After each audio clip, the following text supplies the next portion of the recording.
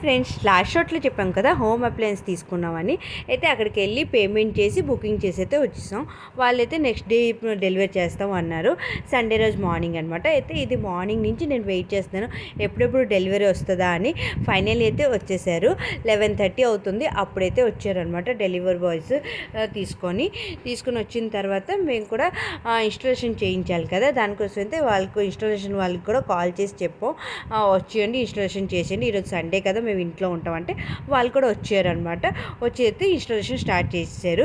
Finally మీకైతే అర్థమైపోయింటుంది కదా, మేమైతే ఏసీ తీసుకున్నాం అనమాట. లాస్ట్ 2 years నుంచి చెప్తున్నాను మా హస్బెండ్కి ఏసీ తీసుకున్నామని. బట్ మా హస్బెండ్ లేదంటున్నారు. ఎందుకంటే మనం రెంట్లో ఉంటున్నాం కదా, ఎందుకులే రెంట్ హౌస్కి అని అన్నారు. బట్ లాస్ట్ ఇయర్ అయితే చాలా వేడిగా ఉందన్నమాట. మా క్రిష్ అయితే నైట్ అంతా నిద్ర పడుకోలేదు సరిగ్గా. అందుకని ఈ ఇయర్ లేదు తీసుకున్నాము, హ్యాపీగా నైట్ అయినా కొంచెం పడుకుంటాడు కదా అని లెక్కలో అయితే మా హస్బెండ్ లేదు తీసుకున్నాం అని చెప్పి ఈసారి అయితే తీసుకున్నారు. ఏం చెప్తే విన్నారు కాదు కానీ వాళ్ళ కొడుకు కోసం అయితే ఏసీ అయితే ఫైనల్గా తీసుకున్నాం అనమాట. అయితే మా ఇంట్లో ఏదైనా వస్తువు వచ్చిందంటే ఫస్ట్ అయితే మేము పూజ చేస్తాం అనమాట. ఇలాగా అయితే మా హస్బెండ్ పూజ చేశారు, బొట్టు పెట్టేసి ఇలాగా ఊదిపళ్ళు పెట్టారనమాట. మా చిన్నప్పటి నుంచి ఆ హ్యాబిట్ అనమాట.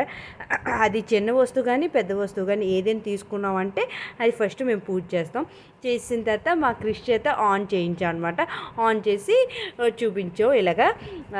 మాకు ఏదైనా కొన్నాము అంటే అది ఫుల్ హ్యాపీ అనమాట. ఎందుకంటే అది మా కష్టార్జితం కదా. మీ ఇంట్లో కూడా అలాగే కదా ఉంటుంది. ఏదైనా వస్తువు వచ్చిందంటే ఎక్కువ హ్యాపీగా ఉంటారు. మేము కూడా అంతే అనమాట.